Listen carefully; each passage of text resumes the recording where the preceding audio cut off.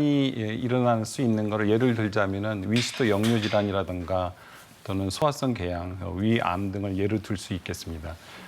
위시도 역류 질환의 경우에는 이 위액이 식도로 역류돼 가지고 여러 가지 소화 증상을 유발하는 거죠. 뭐 대표적인 증상이 가슴앓이라든가 흉통이라든가 또는 역류감을 느낄 수가 있는 것이고요.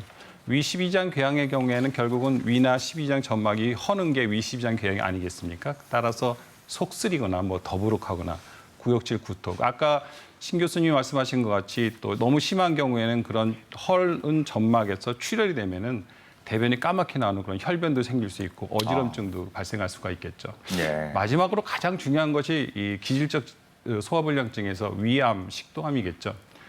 위암, 식도암은 체중 감소나 뭐 어지럼증, 또 빈혈, 또 음식물을 삼켰을 때 잘 넘어가지 않는 이런 증상들을 유발할 수 있지만 초기 단계에는 다른 기능성 소화불량증과 구분이 안 되는 그냥 단수 더부룩한 소화불량증만 오는 경우도 종종 있습니다.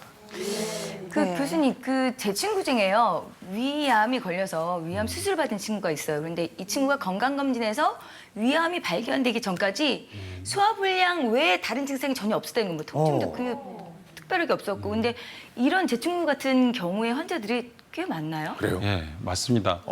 그래서 더더욱이나 요즘은 그 위암의 병발 연령이 좀 젊어지는 것 같은 그런 경향을 보이고 있어요. 결국은 위암도 초기 상황에서는 증상이 전혀 없는 경우가 한 80%거든요. 문제는 위암을 초기에 발견해야지 완치시킬 수 있다는 거죠. 따라서 초기에 발견하기 위해서는 증상이 없어도 건강검진을 하는 것이 정기적인 뭐 우리나라에서 2년에 한 번씩 위암 건강검진을 해주고 있으니까 그런 검사를 하는 것이 굉장히 중요합니다. 네. 만약에 이런 검사를 안 했을 때 단순한 소화불량증이라고 생각하고 그냥 소화제 같은 약만 복용하시는 경우에는 병을 키울 수가 있지 않습니까? 그러면은 완치시킬 수 있는 기회를 놓칠 수가 있게 되겠죠. 네. KBS